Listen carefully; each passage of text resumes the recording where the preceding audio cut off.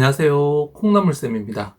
이번 영상에서는요, 아이에게 충분한 사랑을 주고 계신가요? 라는 주제로 말씀 나눠드리도록 하겠습니다. 이번 영상은 시리즈인데요, 나는 아이에게 어떤 부모인가? 라는 주제로 연달아서 계속 말씀드리도록 하겠습니다. 저는 초등교육 현장에서 오래 있으면서 매우 많은 학부모님들을 만나 뵈었습니다.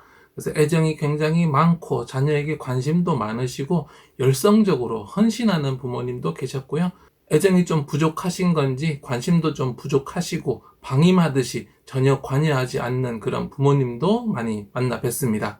부모님의 이런 특성은 아이에게 그대로 전달되어서 어떤 아이의 행동 양식들을 만드는데요. 사실 학부모님은 만나 뵙지 않아도 대략 어떤 분인지 알 수 있습니다. 어떻게 해서 알 수 있을까요? 바로 아이의 현재 모습을 통해서 부모님이 어떤 분이신지 사실 알 수 있는데요. 실제로 매년 5건 이상의 상담을 계속하면서 이런 예측이 크게 빗나간 적은 별로 없습니다. 그래서 자녀 교육을 잘 하기 위해서는 부모님 스스로 내가 어떤 사람인지 아이를 어떻게 키우고 있는지 돌아보실 필요가 있는데요. 오늘은 아이에게 주는 애정에 대한 이야기 좀 나눠드리도록 하겠습니다. 좋아요와 구독하기, SNS 공유까지 더 좋은 영상을 만드는 데 큰 힘이 됩니다.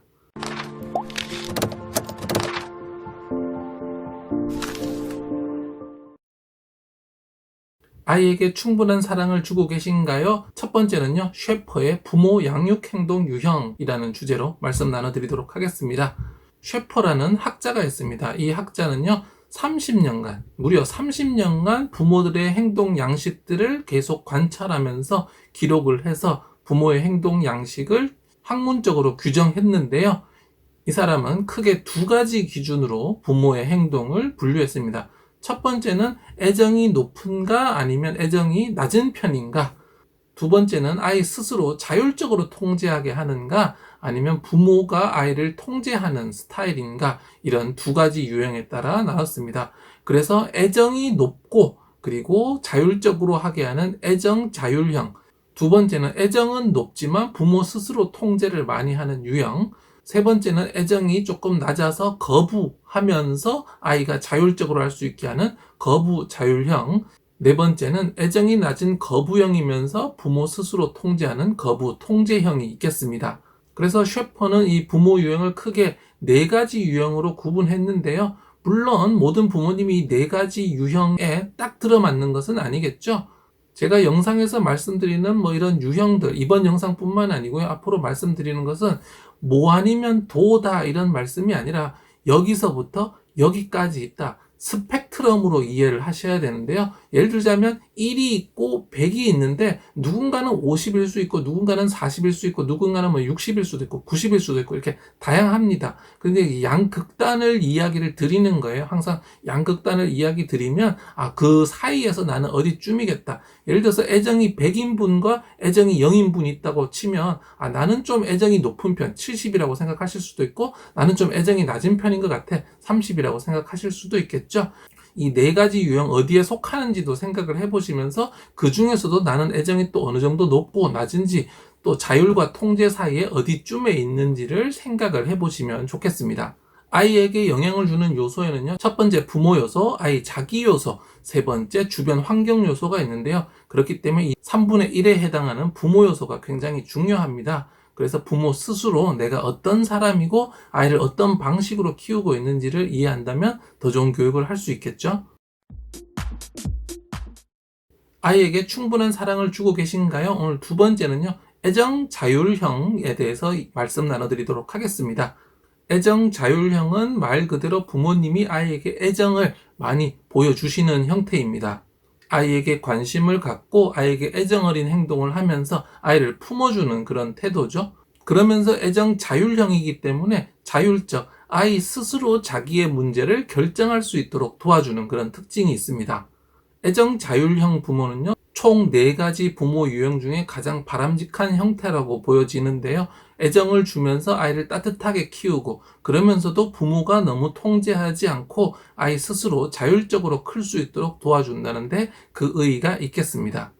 아이는 충분한 애정을 받아서 정서적인 안정을 하면서도 자율성을 부여받았기 때문에 독립적인 인간으로 자랄 수 있는 어떤 힘들, 그런 것들을 기를 수 있는데요. 그래서 부모가 애정 자율형일 때 아이가 당당하고 독립적이면서 자기 자신을 스스로 건강하게 잘 키우는 그런 사람으로 자랄 수 있습니다. 단지 하나 애정 자율형의 아이들 같은 경우에는 고집이 세거나 부모의 말을 잘 듣지 않는 그런 일도 있는데요. 부모님이 충분한 사랑을 주고 아이에게 자율성을 주기 때문에 아이 스스로 자신감이 과다하다 보니까 그런 행동을 보이는 것으로 나타납니다. 그래서 애정 자율형 부모님께서는요, 중요한 문제, 그러니까 절대로 양보할 수 없는 지점은 꼭 세워두셔야 됩니다. 이 자율형이 조금만 잘못되면 방임형이 될 수 있거든요. 너 스스로 잘해라, 네가 잘할 수 있도록 이끌어주는 것이 아니라 그냥 너 알아서 해라 라고 하고 관심을 덜 주는, 애정 자체는 많지만 사랑은 많이 하는데 아이가 그냥 혼자 하도록 내버려두는 이런 유형도 있습니다.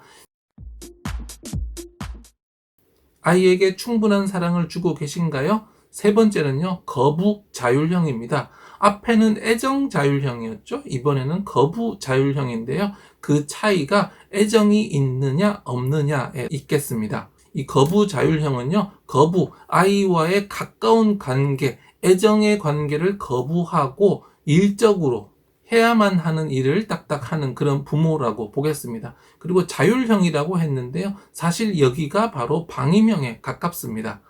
거부 자율형의 부모들은요, 아이에게 애정 자체가 별로 없어서 아이에게 무관심하고 양육을 귀찮아하는 그런 특성이 있는데요. 이런 특성을 보일 때 아이는 사회적 규범을 제대로 배우지 못합니다. 아이가 무엇을 하든 그대로 방임해 두기 때문에 아이가 무엇까지 해도 되고 무엇을 하면 안 되는지 그 선을 배우지를 못하는 거죠. 이런 아이들은 학교에 와서 문제를 일으킬 가능성이 굉장히 많습니다. 왜냐하면 부모로부터 충분한 사랑을 받지 못해서 마음속에 애정의 결핍이 있는 데다가 사회적 규범으로 무엇까지 되고 무엇까지 안 되는지를 배운 적이 없기 때문에 여기를 막 넘나드는 거죠. 넘나들면서도 자기가 무엇을 잘못했는지조차 제대로 모르기 때문에 이런 것들을 배워나가는 그 과정에서 본인도 주변 사람도 굉장히 고통스럽습니다. 왜냐하면 그 아이가 자꾸 나쁜 행동을 하기 때문에 주변 사람들로서는 이 아이 때문에 피해를 입을 수밖에 없는 거죠. 그런데 주변 모든 사람들이 피해를 입기 때문에 이 아이에게 어떤 그런 것들을 알려줘야 되기 때문에 자꾸 통제를 주변 사람들이 하고 주변 사람과 자꾸 갈등이 일어나게 됩니다. 그런데 가족이 아니고 부모가 아니다 보니까 제대로 된 통제나 이런 것들이 사실 좀 어렵죠. 그러다 보니까 이 아이는 주변 사람들로부터 자꾸 배척을 당하고 우리 흔한 말로 왕따가 되거나 친구가 없는 상태, 자기는 아무 문제 없는데 주변 사람은 모두 나를 미워한다라고 생각을 하면서 좀 반사회적인 성격을 띠게 될 가능성이 있습니다. 이번 영상에서는요, 아이에게 충분한 사랑을 주고 계신가요? 라는 주제로 셰퍼의 부모 양육 유형에 대해서 말씀드렸습니다. 셰퍼의 부모 양육 유형은 총 4가지였는데요. 오늘은 그 중에 2가지 말씀드렸습니다. 바로 애정이 있는 유형과 애정이 없는 유형이었는데요. 애정이 있는 애정 자율형, 그리고 애정이 없는 거부 자율형 2가지 말씀드렸습니다. 그래서 애정 자율형은 가장 바람직하다.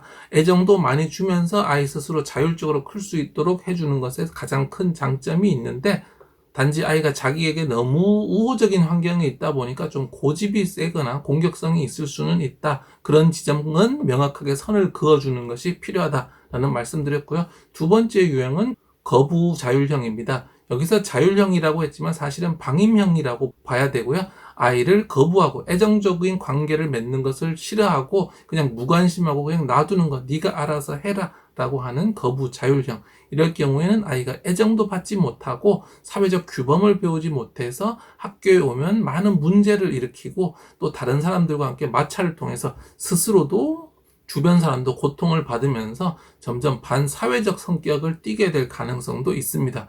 우리 아이에게 충분한 사랑과 적절한 선을 통해서 건강하게 키우는 것 중요하겠죠? 다음 영상에서는요, 통제형 부모에 대해서 한번 알아보도록 하겠습니다. 좋아요, 구독하기, SNS 공유까지 더 좋은 영상을 만드는 데 큰 힘이 됩니다. 감사합니다.